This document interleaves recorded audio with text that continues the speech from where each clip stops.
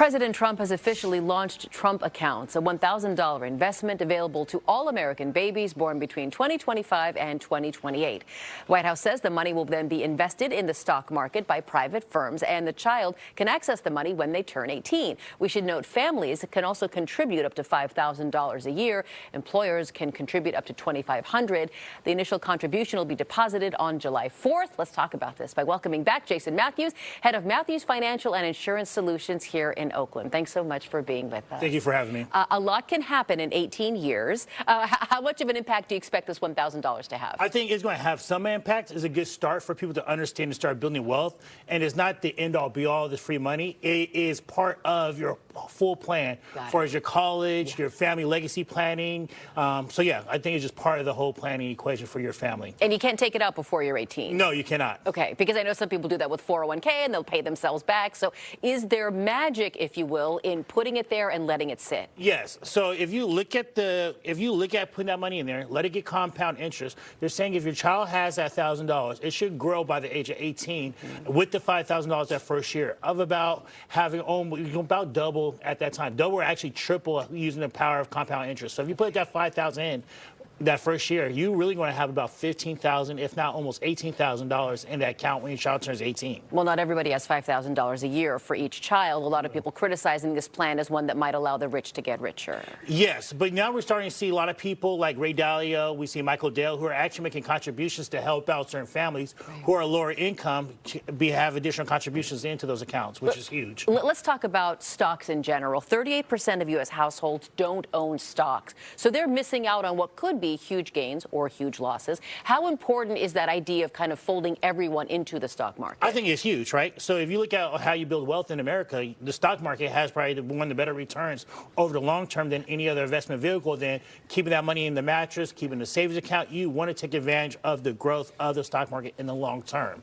And it should be part of your plan, not just have the money here or there, but you should have some money there, and it should be part of your plan of having some money in equities in the stock market. Right. That savings account won't do it for you. You will not be able to retire by just putting money in your savings account. Okay. Period. You and I are both raising teenagers. We've talked to our boys about, look, if you have a little bit of money you want to invest, maybe go for a company that means something to you, right? The company that makes your baseball bat, the one that made your mountain bike. How do you suggest that we start teaching children about stocks early? Oh, great. So my son, him and his friend was cleaning out my garage. Okay. Instead of paying them in cash, his friend was excited about investing in stocks. I gave him money to open up his brokerage account, and the first thing I did was tell him put the money in his S&P 500. Okay. And so I did that for him just like about a month or so ago. Okay. So you clean out my garage, I pay you in buying some stocks. So the first thing I say, just buy some ETFs, buy the S&P 500. Yeah. It's simple to do. It's broad. It's broad. It's great long-term growth, and just let it sit there. Get him excited, and then he'll get excited about understanding what's in it, and it's a great way to do it. And he could probably, check it and watch it grow and then feel the disappointment when it falls.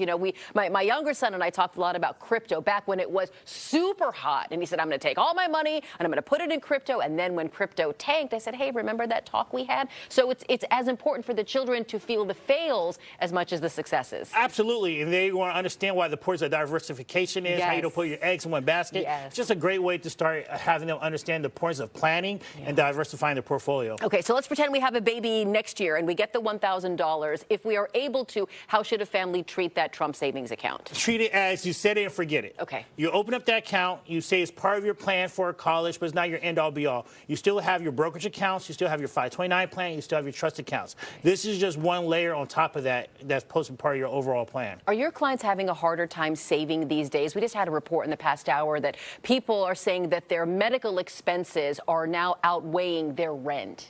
I totally believe that, because I just got my health care premiums, and they just going up. I think the key is, as long as you stay disciplined, you start putting away something, you're doing okay. I think that people's having a hard time are the ones who are hearing about layoffs or might just got laid off, and they're struggling. But people who are still working, they're feeling okay, and they're still saving like they're supposed to. Okay, well, $1,000 is nice, but a baby costs a whole lot more than that, as both you and I know. Yes, I do. All right, I'm going to steal that idea about the brokerage account instead of the $10 cash when they mow the lawns. Exactly. I like it. We're learning things from Jason Matthews of Matthews Financial, as always.